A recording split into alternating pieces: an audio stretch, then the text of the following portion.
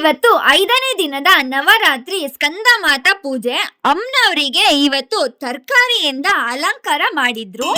ಮಾಲೆ ಹಾಕಿರೆ ಧಾನ್ಯ ಲಕ್ಷ್ಮಿಗೆ ನೀವು ಧೂಪ ದೀಪ ಹಚ್ಚಿರೆ ಕನಕ ಲಕ್ಷ್ಮಿಗೆ ಮಗನಾದ ಸ್ಕಂದನನ್ನು ತೊಡೆಯ ಮೇಲೆ ಕುಳಿಸಿಕೊಂಡಿರುವ ದುರ್ಗಾದೇವಿಯ ಈ ಅವತಾರ ಅತ್ಯಂತ ಪವಿತ್ರ ಹಾಗೂ ಅದ್ಭುತ ರೂಪ ಎಂದು ಹೇಳಲಾಗುತ್ತದೆ. ಈ ರೂಪದಲ್ಲಿ ತಾಯಿಯು ಸಂತೋಷದಿಂದ ಹಾಗೂ ಹಿತಕರವಾದ ಭಾವನೆಯೊಂದಿಗೆ ಕಾಣಿಸಿಕೊಳ್ಳುತ್ತಾಳೆ.